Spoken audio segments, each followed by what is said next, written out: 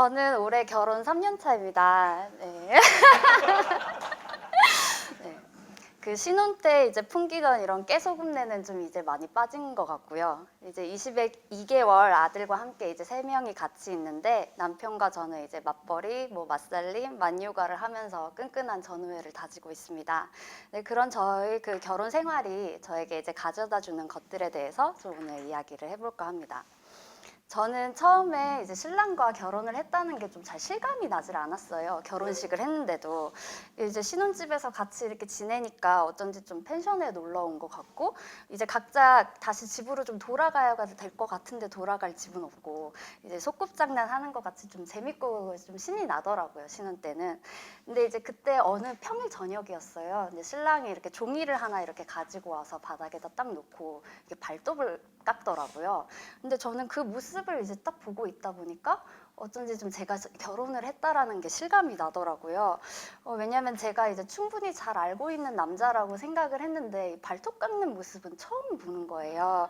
그래서 되게 지극히 일상적이고 되게 평범한 모습인데 이 여자친구일 때는 보지 못했던 장면이기도 해서 아, 그걸 보면서 이 남자랑 결혼을 내가 했구나라는 거를 처음 실감했었습니다. 근데 이제 연애는 좀 삶에서 서로 이렇게 포개어진 부분을 좀 공유하면 되는 좀 교집합의 느낌이라면 연애는 이제 각자의 삶을 이렇게 딱 합치는 그런 합집합의 느낌이 들어요. 그래서 결혼을 통해서 이제 서로 이렇게 포개어지지 않았던 이 각자의 삶을 가져오면서 그러다 보니 이제 서로 이해가 되지 않거나 좀 답답하게 느껴지기도 하고 또 부딪히는 일이 이렇게 생기기도 하거든요. 그리고 또 서로가 이렇게 챙겨야 될 가족이나 이렇게 행사가 더 늘어나기도 하고 또 싱글이면 겪지 않아도 될 좀 그런 복잡하고 어려운 일들이 좀 생기기도 하고요.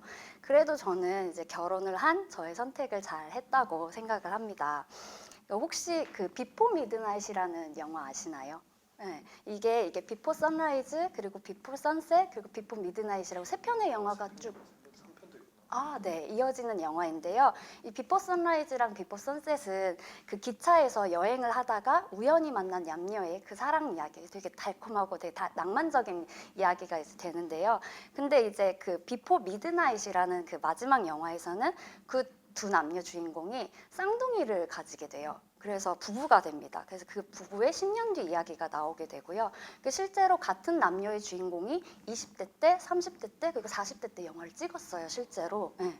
재밌거든요. 한번 추천드리는데 저는 이 시리즈의 영화 중에서 비포 미드나잇 편을 되게 가장 좋아해요.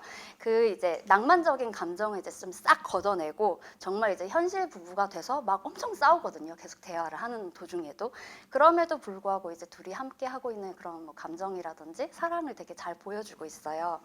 근데 그 영화에서 이제 제가 되게 좋아하는 대사가 하나 있는데요. 그 대사가 뭐냐면 우린 하나가 아니라 둘이었어. 결국 중요한 것은 상대방의 사랑이 아니라 삶 전체에 대한 사랑이야 라는 대사인데요. 이 결혼 생활에서 물론 이제 상대방에 대한 사랑이 중요하기는 하지만 그거와 더해서 이제 내가 살고 있는 삶 그리고 상대방이 살고 있는 삶을 좀 존중하는 것 그리고 그 삶 자체를 이제 얼마나 사랑할 수 있는가를 좀 생각해 보게 되었었거든요. 매일같이 막 꽃을 뭐 선물하고 좀 이렇게 달콤한 얘기를 하고 좋은 곳에서 막 데이트를 하고 그러기는 사실 어려워요. 결혼을 하면 그냥 막 부수수한 얼굴로 일어나가지고 그냥 눈곱 낀 채로 밥 챙겨 먹고 신랑이 이제 청소기 한번 돌리고 저는 옆에서 빨래를 개고 이런 평범한 그냥 하루들이 반복이 되는데요. 그렇지만 이런 평범한 하루들 속에서 이제 서로 좀 힘이 되는 말과 또 응원하는 마음 그리고 약간의 그 배려와 양보를 정말 조금씩만 보태면은 그래도 이제 낭만적이진 않아도 충분히 좀 행복하고 좀 반짝이는 순간이 만들어지는 것 같습니다. 서로에게 좀 대단한 것을 해주는 것이 아니더라도 이제 사소한 것 챙겨주고 또 각자가 해야 하는 몫을 좀 상대방에게 미루지 않고 이렇게 직접 하는 노력들이 있다면 또 그런 순간들이 더 자주 찾아오게 되는 것 같더라고요. 또 저는 좀 결혼 전에 그런 생각을 많이 했어요. 난 지금 내가 잘 살고 있는 건가? 이런 물음표를 좀 자주 떠올렸었는데 지금은 이제 남편이 언제나 좀 저에게 응원을 해주고 좀 무한 신뢰를 보내고 있는 그런 짝꿍이 생겨가지고 그런 물음표도 점점 더 옅어지고 있는 것 같습니다. 저희 외할머니, 외할아버지는 60년 동안 결혼 생활을 하셨어요. 근데 그러다가 이제 외할아버지께서 이렇게 암으로 6년 전에 돌아가셨는데요. 그때 이제 그 장례식장에서 이제 염을 하면서 이 얼굴을 뵙고 이렇게 마지막으로 인사하는 그 시간이 있잖아요. 근데 그때 이제 그 저희 외할머니께서 그 말씀하시던 마지막 그 순간을 좀 잊지를 못하겠어요. 그때 이제 저희 외할머니께서 할아버지 얼굴을 이렇게 만지시면서 아, 내가 엊그제 그 할아버지의 손발톱을 직접 깎아드렸는데 참 다행이네라고 하시더라고요. 그 저는 그 결혼을 하면서 이제 60년을 함께 산 그 남편을 이제 마지막으로 인사를 하는 장면인데 마지막 인사에서 발톱을 깎아드려서 다행이라고 말하는 그 할머니의 감정은 마음은 무엇일까? 그리고 또 그 슬픔은 그 슬픔의 무게는 얼마일까? 좀 감히 상상하기가 어렵더라고요. 근데 이제 결혼을 하고 보니까 이제 조금 그 마음을 알 것도 같아요. 사랑을 표현하기 위해서는 이게 발톱 깎는 일처럼 되게 별거 아닌 사소한 일에도 좀 그 마음을 담을 수 있다는 사실을 알게 되었거든요. 아직 저는 남편의 발톱을 깎아준 적은 없습니다. 그렇지만 그래도 대신에 과일을 깎아서 한 조각 입에 넣어준 적은 있고요. 그리고 남편이 제가 귀를 퍼주는 걸 되게 좋아해요. 그래서 일주일에 한 번 제가 귀를 퍼주는 그 시간이 너무너무 행복하다고 합니다. 그래서 이제 결혼 생활을 뭐 잘하는 비결이라고 이렇게 거창하게 이야기하면 사실 잘 모르겠고요. 사실 결혼을 하면 뭐 대단한 건 없다. 그리고 결혼하면 저절로 뭐 행복해지는 건 아니다. 그리고 결혼에 너무 큰 기대를 가지지 말라라고는 확실하게 얘기를 할 수 있어요.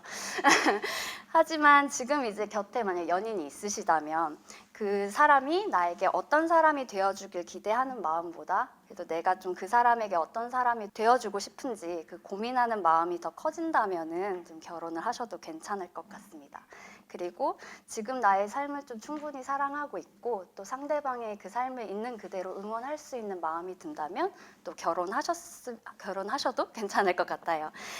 귀를 퍼주고 뭐 이제 별거 아닌 그 발톱을 깎아주는 그런 별거 아닌 일에도 사랑을 느끼고 행복해지는 마법을 느끼실 수 있습니다. 이상입니다.